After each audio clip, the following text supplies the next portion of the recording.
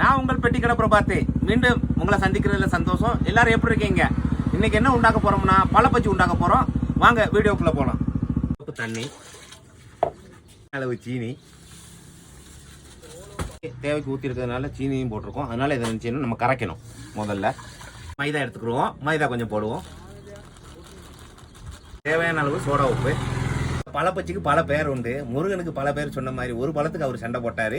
இங்க வந்து ஒரு பழம் இல்லை, இதுக்கு பழப்பச்சிக்கு பல பேர் இருக்கு. பல மாநிலங்கள்ல இருந்து வரவங்க பல டைப்பா சொல்லுதாங்க. அதாவது தமிழ்நாட்டில இருந்து வரவங்க நேந்திர பழப்பச்சின்னு சொல்லுதாங்க. கேரளால இருந்து வரவங்க பழப்பச்சி, ஏத்தைக்காப்பா, வாழைக்காப்பா, இப்படி பல பேர்ல சொல்றாங்க. பழம் பொரின்னு சொல்றாங்க. பழத்தை இந்த ரேஞ்சில் எடுத்துக்கணும். மாதிரி நம்ம சௌரியத்துக்கு இதை வெட்டிக்கலாம். 3 ஆங்கிளில் போடலாம். 3 பீஸில் பழப்பச்சி போடலாம், இல்லைன்னா 2 பீஸில் போடலாம். பழம் சைஸ் அனுசரிச்சு தான். மாவு நல்ல பதத்தில் வந்துருச்சு. இந்த பதத்தில் வரும் பழப்பச்சி போட்டுடலாம். இது எண்ணெயில் காமிப்பல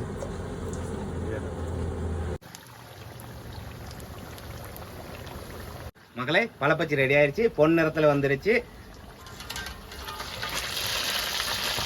மகளே, இந்த வீடியோ பிடிச்சிருந்துச்சுன்னா ஷேர் பண்ணுங்க, லைக் பண்ணுங்க, கமெண்ட் பண்ணுங்க. மகிழ்ச்சி.